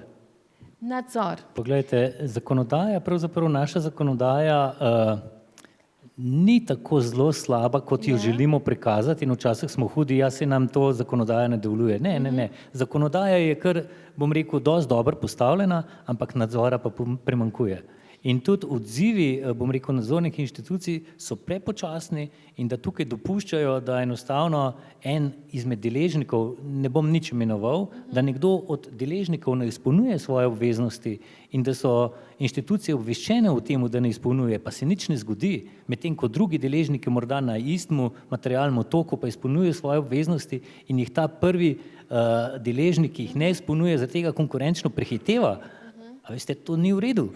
In definitivno, seveda, ker je več deležnikov znotraj tega kroga, se zelo hitro začnejo deležniki prilagajati tismu, ki nekaj ne izpolnjuje in ni kaznovan, tako je, nižajo lastni standard in imamo težavo. Torej, če bi že pri prvemu deležniku odpravili to anomalijo, potem bi ostali bili spodbujeni še naprej delati tako, kot se zagre. In moj občutek ali pa trdem prepričanje je, da če bi bil nadzor bolj ažuren, hitrejši, bolj rigorozen, bi veliko stvari lahko samo s tem odpravili. Super, imate še vi, drugi, kakšno konkretno idejo za hitre izboljšave?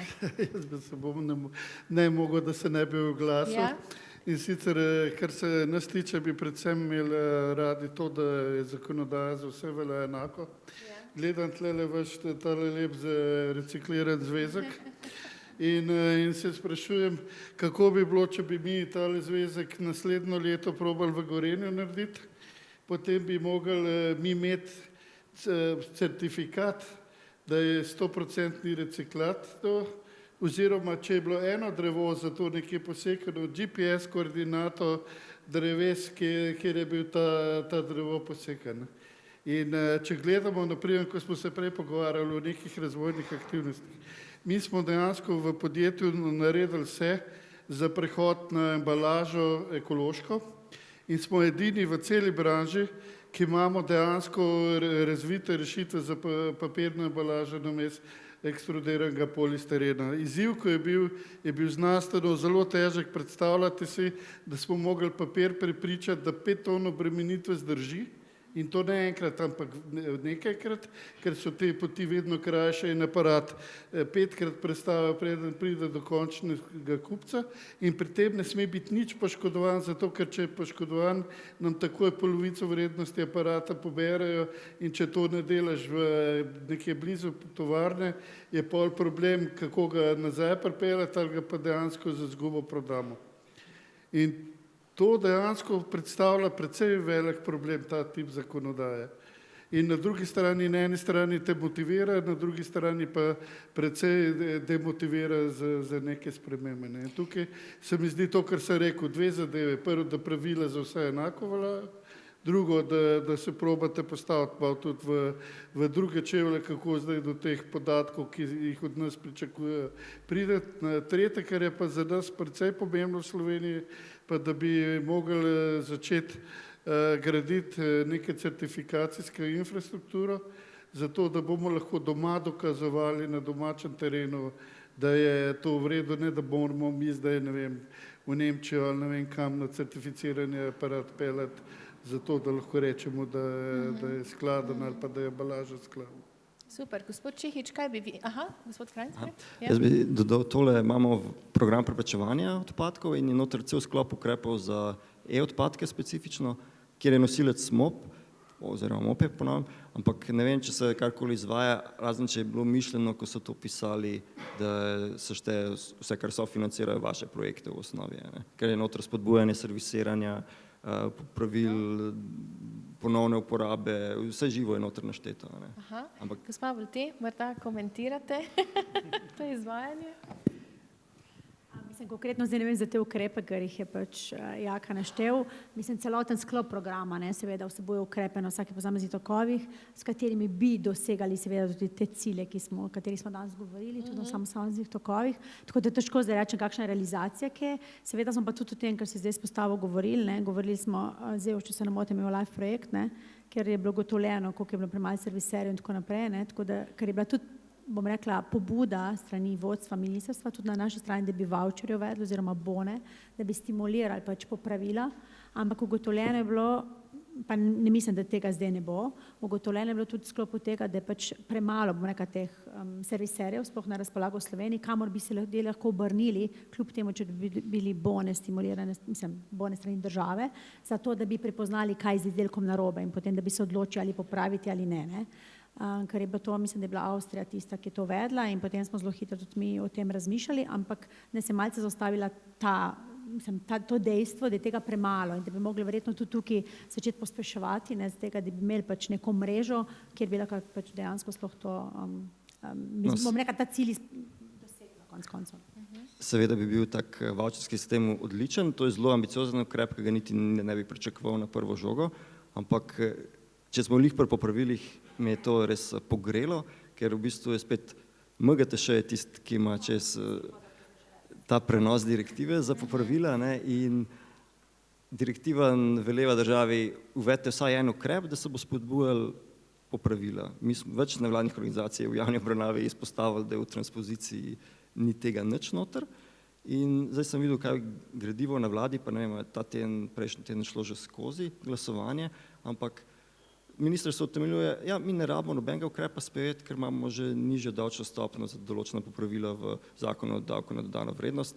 Torej imamo, sem šel prav gledati prvo različico iz leta 97, že tam so bile za medicinsko opremo ali nekaj takega opravičeni.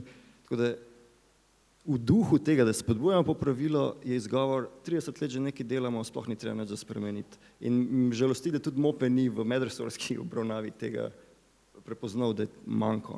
Mislim, se ne bom zdaj rekla, da ni trenutno, ne vem, ker je to gradiv, da težko rečem ravno za te, kakšne pripombe so bile. Definitivno smo pa dali sigurno pripombo, vprašanje pa, koliko so bile potem upoštevane. Ne? Ampak jaz bi mogoče samo pobudo dala, da na takšnih drugih okroglih mizah, ker smo tudi danes ugotovili, pa tudi kje druge, da pač mora biti tudi ključno ministrstvo gospodarstvo, kajti oni pač, bom rekla, so temelj vsega, mislim, pa zelo veliko sprememb, morajo tudi oni vključiti svojo zakonodajo, da bo vse skupaj potem doseglo te cilje, ki jih pa želimo kot država. Čeprav je pa, če gledamo to, ko boste v Avstriji govorili, mislim, da bo Damir in imeli, boste znala boljš povedati na skupnih projektih, ki jih imamo. Jaz nimam občutka, da v Avstriji ta vavčarski sistem za popravila država ureja, ampak jih dejansko večja mesta ali pa kvečemo v regiji. Ne. Tako da vem, da dejansko to deluje za Dunaj, pa deluje za Graz. V Celovcu še nisem nikoli slišal, da bi to tudi bilo. Ne, mislim, da so začeli tako, ko si rekel, potem so pa na nacionalni. Ampak tukaj je pa zanimivo, zakaj sem to rekel. No, glih zaradi tega, ko je bilo to prej kolega iz komunalnih podjetij govoril, ne, ta zavedanje, zakaj bi dejansko lokalni veljaki si to želeli. Ne. In na ta način lahko ti spodbudiš, da si želijo nekaj več od teh in pri viru, zajamaš ne pa, ko je vse zmešan in če ti, ne vem, en elektronski aparat držo pustiš, ga lahko sam še stran vržiš. Oziroma v materijale recikliraš nazaj. Ne? Super, bi še kdo strani publike se vključil? Izvolite. Morda bo lažje, da se dobro slišimo.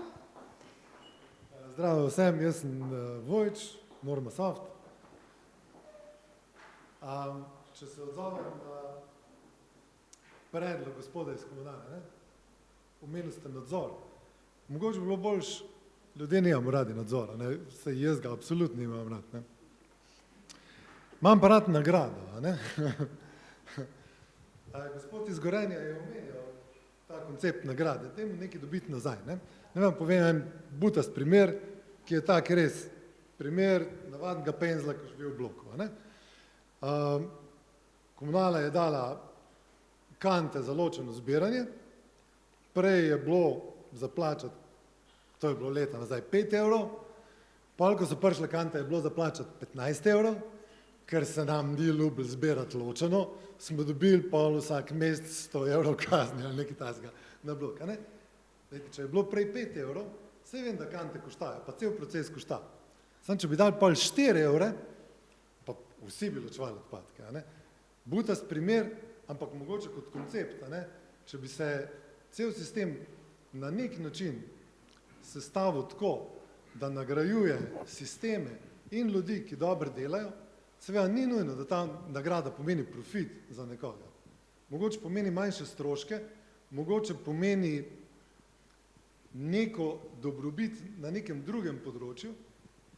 Morda bi se dalo v tej smeri na ta način veliko več narediti kot z regulativo in z sankcioniranjem.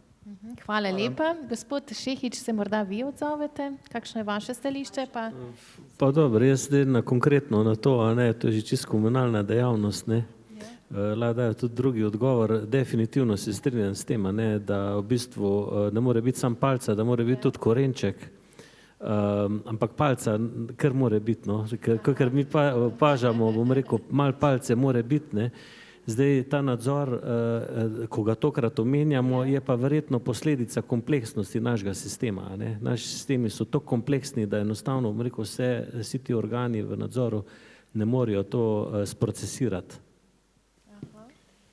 Mislim, to, kar ste prej rekli, dejstvo je, da sam zakon o varstvu okolja govori, onesnaževalec plača. Zdaj bom sam en primer povedala, tudi, ne vem, tukaj me bo Sebastian dopolnil, ampak definitivno smo razmišljali tudi o nekem konceptu, da tisti, ki ločuje, plača manj, se pravi, gremo na kilograme, na tehtanje, in pač tisti, ki ne ločuje, plača več. Ampak vam povem tudi, kaj je bilo občina, kot so Zasavske, ker so sami župani povedali, vsi so odpadke skurili, kljub temu, da tega sistema ni bilo uveljavljenega, ker so mislili potem, da plačajo manj komunali. Mislim, sam hočem povedati, da mogoče kot država ali pa kot, ne vem, prebivalci Slovenije, ne znam drugače povedati, so mogoče še malo premalo osveščeni o teh stvareh, kaj to pomeni. No, ne vem, mislim, to smo se bali narediti in razmišljam še o tem, da če gremo v ta sistem, da bo definitivno veliko odpadkov končalo v naravi. Kar smo pa zdaj nekako poskušali, mislim, vsem smo očistili stvari, da v naravi tega najdemo zelo malo ali pač kakorkoli. So še neka mesta, ampak bistveno manjša, kot bi bila, če bi se uveljavil takšen sistem, kar se pa strinjam z vami, da bi pač v neki, kaj ne rečem, razviti državi lahko tudi to enkrat bilo, ampak si pa ne upam reči.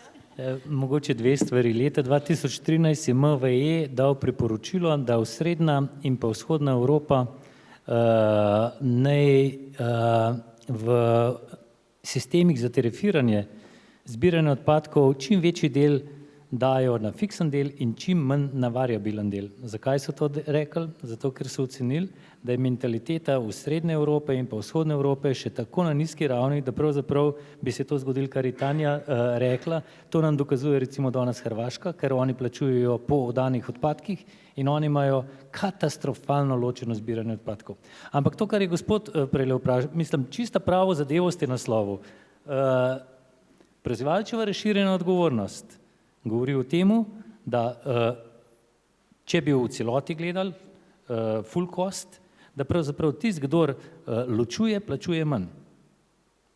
Mi imamo v Sloveniji ta trenutek še vedno deljeno odgovornost, to pomeni, da strošek zbiranja od vašega hišnega praga do zbirnega centra poravnate vi na položnici, od tam naprej pa sheme oziroma proizvajalci.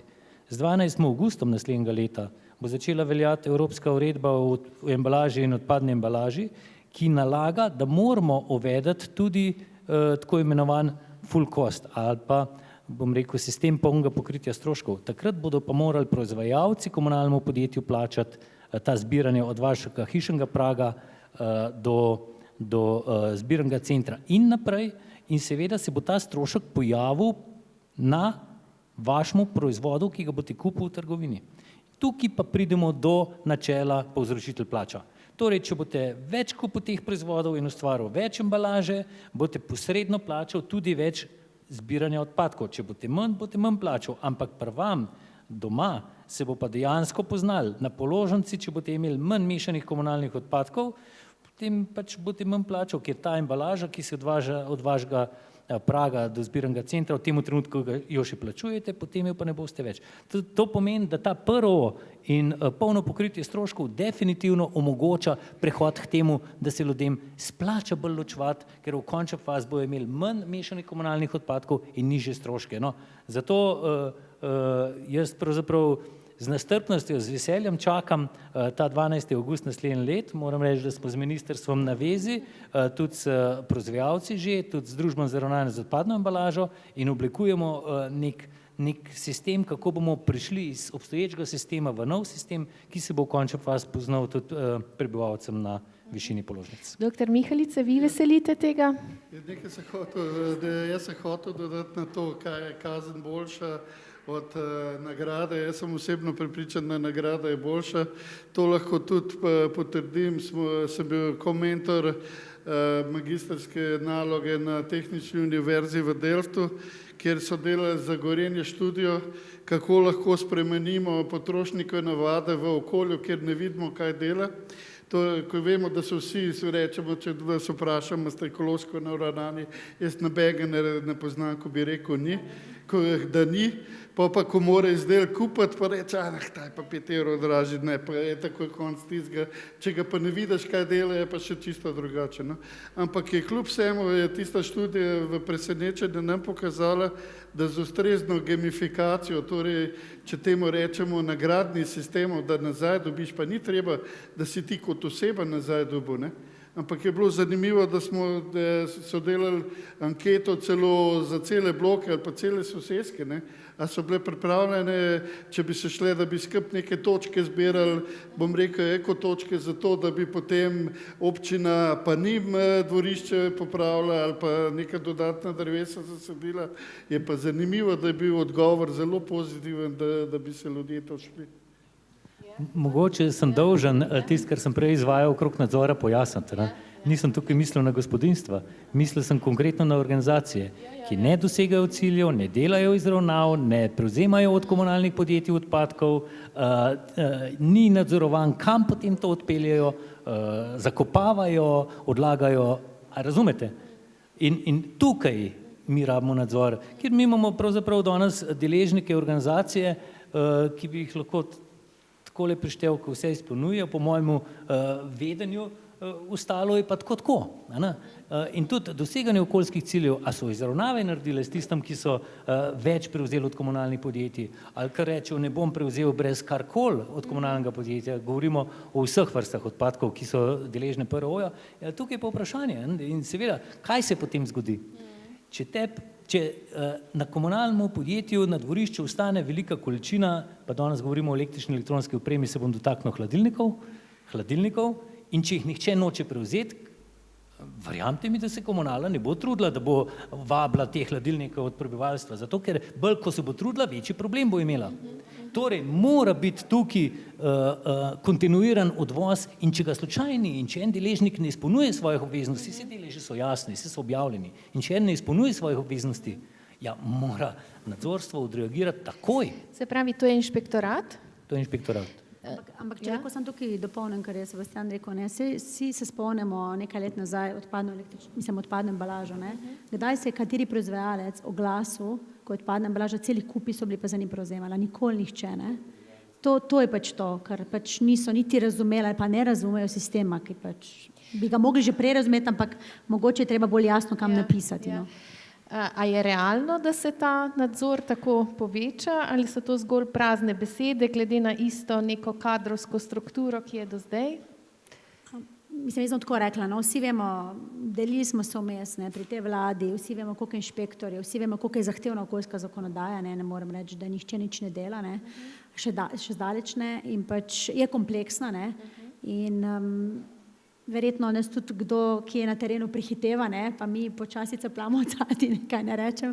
Mislim, se vsi skupaj trudijo, tudi inšpektori, verjetno pa pač, ja, seveda, nadzor je pač tisti, ker se strinjam, tudi Sebastianu, ki prej rekel, da pač smo šibki v implementaciji sami zakonodaje in to nam tudi druge organizacije in tujina pač nam ne oporeka temu dejstvu, da je to tako. Tako da jaz verjamem, da bi če nadzor in potem mogoče tudi stalno spreminjam zakonodaje, tudi zakone, se skupaj mogoče skušamo popravljati neke stvari in pač tam manjko tudi na nadzorih in kjerkoli popravljati, ampak nam tudi potem na koncu ne uspe tega. Tako da jaz mislim, da bi, ja, seveda, nadzor bi mogel biti močnejši oziroma več mogoče verjetno kadrov tam zaposlenih, ki bi pač uspešno lahko nadzor izvajali. Na kakšen način bi pa lahko javnost spodbudila, da bi dejansko prišli do kadrovanja na inšpektoratu? Tako kot je bilo že raznim ministrstvom, tako ne vem, kaj narečem koga. Računskega sodišča, OECD. Mislim, nas živih ne morejo videti. Super, imamo še vprašanje iz publike ali mnenje, izvolite. Drago Dervarič, Zabromahar, Komunala Murska Sobota. Tukaj vmes stopu gospe Tanji Bolte z Ministrstva obrambe. Kar se tiče nadzora nad ločevanjem, to ni stvar ministrstva, ampak je to stvar, ki je v pristojnosti 212 županov oziroma županj. To so občinske inšpekcijske službe, ki pa delujejo čisto v skladu s lokalno politiko. Delajte, kontrolirajte, sam ne v mojem mandatu. In potem se nam dogaja to, kar se dogaja. Tamle je gospod rekel, da je kazen dobo, ne vem, odkot prihajate, ampak verjetno je to zgolj izjema, ne pravilo. Dejstvo je, da bi inšpekcijske službe na občinski ravni morale nadzirati ločevanje in kaznovati tiste, ki ne ločujejo. Kar se pa tiče nagrajevanja prihranka, ki ga lahko dosežemo, pa lahko postrežem z študijo, ki smo interno naredili v podjetju, kjer smo ugotovili pri sortirnih analizah, da nekako med mešanimi komunalnimi odpadki je polovica odpadkov, ki ne sodijo v črni zabojnik. In če bi samo od te količine, polovico teh odpadkov pravilno odložili, bi na letni ravni povprečno gospodinjstvo, se pravi gospodinjstvo, ki ima 120 litrski črni zabojnik, prihranilo za eno mesečno položnico. Jaz mislim, da to pa je nek prihranek, ki ga je vredno omeniti in za katerega se je vredno potruditi. Je pa res, da največje težave pri ločevanju so pa v večstanovanjskih objektih, kjer se težko pripiše posamezniku krivda. In potem nastradajo tudi nedolžni. Hvala. Hvala lepa. Predlagam, da še na hitro odpremo eno vprašanje. Govorili smo o infrastrukturi, ne? Kako ste vi dejansko z dodatno infrastrukturo pripomogli k toliko dodatnega zbiranja, ločevanja. Ali ima kdo kakšen podatek, koliko take infrastrukture bi bilo potrebne v Sloveniji, da bi bistveno zvišali te procente in kdo se ponudi, da bi lahko v sistemu prispeval to infrastrukturo? Ja, hvala, da se malo vrnemo nazaj na e-odpadke, ne? Ker če ne bo, ne vem, ja. Infrastruktura je izrednega pomena, ne? Se pravi, potrošniku pač treba dati prijazno infrastrukturo za ločeno zbiranje, to je dejstvo. Ne? V vsem tem času, tudi če gledam z vidika javne službe, se vsi spomnite, so bila kosovna zbiranja, ljudje so tja nosili in se je umikala dejansko ta možnost potrošniku do zbirnega centra. Se pravi, zbirni center je tista lokacija kamora, ne, dala se mu tudi možnost seveda, da prevzemajo na naročilnice, ne, kam pa da manjšo opremo, ne. Hladilnikov, velikih gospodinjskih aparatov na leto v Sloveniji gre na trg cirka 300 000 kosov, ne. Manjše opreme, manjših dimenzij, ne, pod velikostjo, rečemo mikrovalovke, ne, gre na trg okoli 20 milijonov. Vse raziskave, študije v EU kažejo, da je tega okoli 2% med mešani komunalni odpadki in to ni, tudi pri nas ni to izjema, ne, to potrjujejo tudi komunalna podjetja in pa vsi ti centri. 2% na 500 kg ali koliko je, ne, je to 2,5, je to, koliko je to pol, 2 kili, ne, pravzaprav, ne, na 4 kile, ne, 4 kile na 2 je 8000 ton. Mi v Sloveniji zberemo, se pravi, 17 000 ton in 8 000 od tega je ponor v mešani komunalni odpadki. Torej, oni potrebujejo to infrastrukturo. In ko smo mi postavili 800 uličnih zbiralnikov po vsej Sloveniji, razen z izjemo Ljubljana oziroma eden pri Zagu, je čisto z teh frakcij 90-95%. V letošnjem letu smo namestili kasete za baterije na njih. Je čisto s frakciji 95% ljudje, se pravi, to infrastrukturo pozdravljajo, ne? In enostavno moramo se vedno, a ne, približati nekje, da imajo oni čim lažjo in čim večjo možnost tega. Drugo je pa seveda to, kar sem že omenil, je pa infrastruktura obdelave teh odpadkov, ne?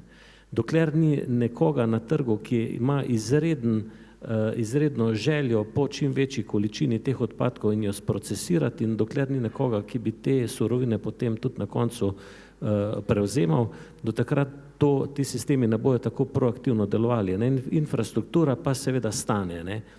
In da to nekako potem obremenimo proizvajalce čez te finančne prispevke, ki jih plačajo, je pa potreben potem nadzora, ne, delovanja teh družb in odgovornosti teh družb, ne, in se zopet zaciklamo, ne. To pomeni, ne, da kompleksnost sistema je potrebno zmanjšati. Kakšna je vaša ocena, koliko te dodatne infrastrukture po Sloveniji bi bilo še potrebne, da bi učinkovito zbirali? Poleg tega, kar ste postavili, ne? Zdaj konkretno ne vem, za ulične zbiralnike jih rabimo še 3000, ne, kar je 600 000 evrov, ne. Potrebujemo, ne vem, Kdo bi naj to plačal? Zdaj, če govorimo celo o tem, da gremo v smeri polne odgovornosti, je to odgovornost proizvajalcev, ne. Zdaj, treba se zavedati, da stroški za proizvajalce nikoli več ne bojo nižji. Stroški bojo samo višji, ne. In ti stroški po teh ocenah, danes o tem nismo govorili, se bojo, ne vem, na embalaži zvišali krat 4, krat 5, ne, na električni, na e-odpadki se bo zvišali krat 3. Pri cilju smo nekje zdaj na tretjini tega ali pa bom rekel polovici, kar bomo mogli dosegati, ne, in že samo to govori, da bomo mogli, bom rekel, da bojo proizvajalci plačevali več, ne. In za to infrastrukturo seveda komunalna podjetja ne bodo poskrbela, ne, izvajalci sami ne bodo postavljali, ne, tako da to bo na nek način mreža proizvajalcev, ne, tudi pri trgovcih, ne, tudi pri neposrednih odvozih od vrat do vrat in te infrastrukture seveda primanjkuje, ne, to je dejstvo. V kolikem času pa menite, da jo boste lahko okrepili? To je zopet odvisno od zakonodaje. Ne. Če zakonodaja to zahteva, spremlja, ne, potem se bo to zgodilo. V nasprotnem primeru je to dodaten strošek, s katerim nobeden ne želi svojo skupino proizvajalcev obremenjevati. Čim jo začne obremenjevati, bodo ti proizvajalci šli v drugo skupino, ki te obremenitve nimajo. Ne. Gospa Bolte, tu zopet vas malo izzivamo, kaj bo zakonodaja. Kostja, Ja. se to je povedal že prej Sebastian. Mislim, dejstvo je, da v uredbi so predvideni neki določeni minimalni standardi, ki jih moramo nekako kot Slovenija imeti, tudi glede zabojnikov in vsega tega, kar se zdaj pogovarjate, ampak dejansko je full cost sistem, ki bo pač pripeljal do tega. Se pravi, čez kake 2 leti, ko se bo to implementiralo, bi lahko pričakovali že okrepljeno Jaz bom rekel, dober, full cost bo na nek način prinesel več denarja ob toku, a ne, ampak zdaj ali se bo ta denar namensko porabljal oziroma se to ne bo izkrivljalo, a ne. Proizvajalci morajo imeti transparentnost, tudi to smo danes slišali, a ne, velikrat to besedo proizvajalci in oni so upravljalci tega sistema in oni so tisti, ki odločajo in kam bo šel ta denar, ne. To pomeni, ga morajo upravljati, ne. In zdaj vrnil bi se samo mogoče toliko nazaj na evropsko zakonodajo, a ne, 8a in 8 člen direktive o odpadkih, ki dejansko na eni strani jasno določa, kakšni so pogoji za PRO, a ne. In med njimi je tudi lastništvo takih organizacij, proizvajalci, enakost, videli smo, da je problem tega enakost, ne. Videli smo, kaj znotraj finančnih prispevkov so dolžni pokrivati, ne, in to transparentnost. To je enostavno potrebno v Sloveniji implementirati, tega trenutno ni, ne, in mi vsi gledamo in smo usmerjeni pač na to odločitev Ustavnega sodišča in naprej na ministrstvo, a ne, kako bo v tem primeru odreagiralo. Ne. In to je ključ, zavedamo se, a ne, da to se ne bo zgodilo jutri, a ne, da bo to čez 2-3 leta, ampak je treba v tem mestnem času se pripravljati tudi na to, da bo potem izvedba čim bolj učinkovita. Super, pa ste vi komentirali? Ko sem prej omenil, da bi moral ta področje pokrivati Ministrstvo za gospodarstvo, sem ravno to tudi naslavljal. Dejstvo je, da če v Sloveniji danes uvedemo full cost sistem za vse, potem se bo vse splačalo kupiti preko meje. In potem bodo naši državljani hodili vse kupovati v Italijo in v Avstrijo in v Sloveniji ne bodo nič več kupili. Torej je treba zelo pametno pristopati k tej stvari in uvedeti takrat, ko imajo sosednje države, ker kar naenkrat postaviš naše proizvajalce, trgovce v podrejen položaj in imajo težavo. A veste, Ministrstvo za okolje pravzaprav ni inštitucija, ki bi za to skrbela. Oni skrbijo za drugo zadevo. Ministrstvo za gospodarstvo pa mora za to skrbeti. In je treba, bom rekel, zelo usklajeno, pametno te poteze vleči, ker imajo za sabo, bom rekel, neke lahko tudi negativne posledice in je treba, bom rekel, z neko ta pravo mero pameti se tega lotevati. No, ne kar na horuk. Doktor Mihelič, vas bi izvali, ne? Se pravi, upravljanje sistema, ne? Denar potem bo prišel, se pravi, ga boste dolžni plačevati. Kako boste pa skrbeli za to upravljanje? Kako se bo ta denar potem investiral? Kako ste vi dejansko tudi ekipirani v podjetjih? Na kakšen način boste to upravljali? Na to vprašanje zelo težko opozorim, glede na to, da sem jaz iz razvoja, imamo pri nas drugače organizirano pač službo za sustainability, kjer se ukvarjajo, vem pa, da ZEO se zelo dobro skrbi, ker tudi znanje, ki ga mi v naših projektih razvijamo, umetne inteligence zelo s pridom uporablja za to, da zmanjšuje svoj ekološki odtis in bolj racionalno sistem upravlja, tako da jaz mislim, da na ta način v nekaj skupnih sinergijah, da bomo poskrbeli, da bomo sistem imeli delujoč. Sem pa jaz osebno še zmeraj prepričan, da to, kar je bilo rečeno, da mora biti dostopnost dejansko tega, da ti lahko nekam odložiš, potem pa je sistemi poskrbijo za to naprej. Problem je tudi to, ko smo Emil omenil vmes, da dejansko to, bom rekel, predelava odpadkov je postala zelo specializirana, ne? Kar pomeni, da ni nekih verjetnosti, da bomo mi zelo veliko odpadkov v Sloveniji reorganizirali. Zavedati se je pa treba, da bolj ko so čisti, več lahko dobimo za take odpadke, oziroma manj bomo mogli plačevati za to, da jih bodo predelali. In tukaj se mi zdi to, kar smo prej že večkrat rekli, da je treba na samem mestu probati ločevati, ne potem, ko je vse zmešano. Gospod Šehić, boste vi tu pomagali zavezancem pri know-howu, pri sistemu, kako to upravljati? Ne? Ker tu gre potem za neke nove upravljavske strukture, ne? Ja, zdaj bom rekel, v naši družbi pravzaprav, bom rekel, proizvajalci že upravljajo z temi procesi. Oni so dejansko seznanjeni z vso vsebino, ne, in kam ta denar gre in to transparentnostjo. Ne. Z njihove strani seveda bo potrebno se na eni strani sprijazniti, na drugi strani pa bom rekel, tudi podpreti to, da se bo, če se bo uvedla ta polna odgovornost, ne, da jo bojo financirali in da jo bo financiral cel trg. To, kar je povedal gospod Zupanc, dejstvo je, da se bodo izdelki podražali. Proizvajalci vse te stroške umestijo v ceno proizvoda. Ne. To pomeni, da bo to na nekem velikem gospodinskem aparatu lahko 10-20 evrov, ne. Da je to, bom rekel, je že, a ne, brez manžiranja, brez davka, ne, in da to bo pomemben del stroška oziroma vrednosti posameznega proizvoda. Ne.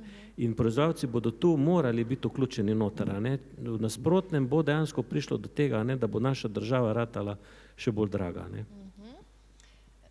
Mogoče sam tukaj bi še dodala, ja, tako kot je bilo prej že povedano, da smo prve pogovore že začeli glede tega, tudi drug teden imamo na gospodarski zbornici v torek, z vsemi temi ključnimi deležniki smo imeli sestanek na ministrstvu, kjer smo jim predstavili vse osnovo, kaj lahko pričakujejo, neke osnove glede stroškov, tako da drug teden je sestanek, tako da verjamem, da bomo tukaj zdaj zelo aktivno mogli delati na tem, da bo pač ta deadline 12.8., kamorkoli ga bomo že dali, ta datum, ampak ja, v drugem letu pač moramo to vključiti in pač ja se zavedamo, da to bo na proizvajalcih, morajo pa tudi oni pač to, bom rekla, prevzeti oziroma se tega zavedati, ne.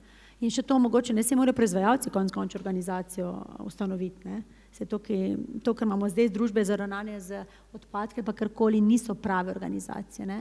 Ko bo ZVO2, ok, ta del implementiran, se bo dejansko se mora zadeva drugače postaviti, ne. Super, je strani občinstva še kakšno mnenje, kakšno vprašanje? Če ne bi mi počasi zaključili, se pravi, ja, moj izziv za vsakega izmed vas v stavku 2 čez 20 let. Kaj si želimo, da bo konkretno drugače in kaj boste vi prispevali, da bo drugače? Pa začnimo z vami, gospod Krajnc.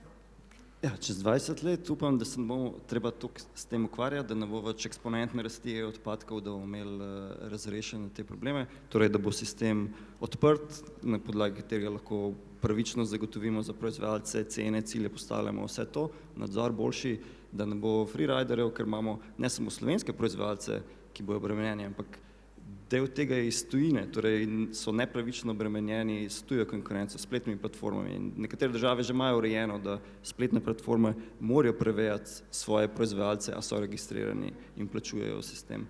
Torej, ja, neka odprtost, ta full cost coverage ne samo za odpadkovni del, ampak za cel življenjski krog izdelka, tako da se bo res delalo na teh krožnih rešitvah.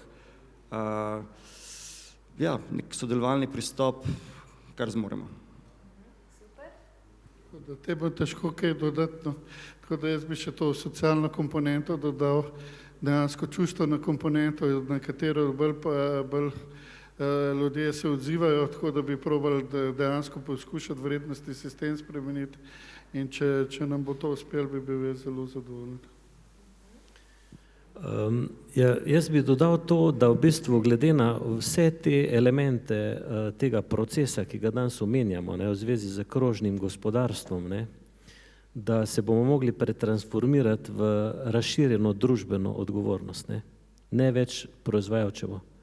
Dejstvo je, da ne moramo mi se naložiti na proizvajalca. Povedal sem, da on niti te storitve ne vidi, samo plačeval jo bo ali kaj. Če bo on samo plačeval, to tudi ne bo efekta, ne? To je palca za njega. Ne? In seveda, to gre dejansko za družbeno odgovornost, ne? In na nek način je to razširjena družbena odgovornost, kjer so noter vsi ti elementi od servisiranja, ponovne uporabe, obnavljanja, prodaje storitev namesto izdelka, a ne, plus seveda te tradicionalne, da tako rečem, zbiranje kot odpadke in potem obdelave. Ampak gre enostavno, bom rekel, povezovanje vseh deležnikov sistemov, neko družbeno razširjeno odgovornost. Ja, tukaj se strinjam z Emilom. Mislim, pred časom smo rekli, da Slovenija kot majhna država je lahko pionir na področju krožnega gospodarstva. Čakam, da bomo ta pionir postali. Ne, malce hecam, ali pa res. Ampak se strinjam z Emilom, da pač to lahko samo vsi skupaj, vsi deležniki in ne samo ena stran, ker tudi če je zakonodaja odlična, ne, mora vsak deležnik svoje pač prispevati k temu, da je lahko implementacija uspešna. Vsekakor si najprej želim, mislim, ne bi gledala 20 let nazaj, ampak na kratki rok, da čim prej, bom rekla, to proizvajalčevo rešilno odgovornost uredimo to zakonodajno, da je čim prej odločitev tega sodišča. Se pravi, že leta 26? Ja, jaz upam, da, jaz sem že upala, da v letošnjem letu bo odločitev in potem pač v drugem letu priprava zakonodaje, ker bo pač treba pripraviti in seveda podzakonske akte in da k temu lahko sledimo, ker vsi skupaj čakamo oziroma verjamemo, da je to ena izmed možnih rešitev, ne v pravo smer, tako da jaz upam to. Tako kot je gospod rekel, kaj dodati? V bistvu se pridružujem temu sodelovanje. Sodelovanje na en stran proizvajalcev, na drugi stran države, definitivno tudi komunalnih podjetij, predvsem pa prebivalcev. Zrem pa zelo z optimizmom v prihodnost.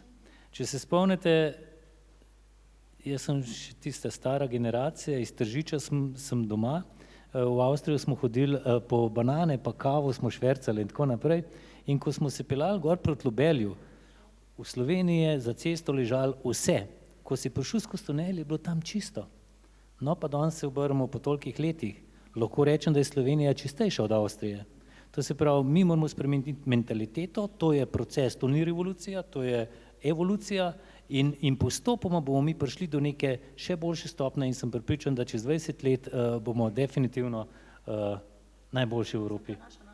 To je naša naloga z aktivnostjo, sodelovanjem, sem trdno prepričan, da bomo najboljši v Evropi.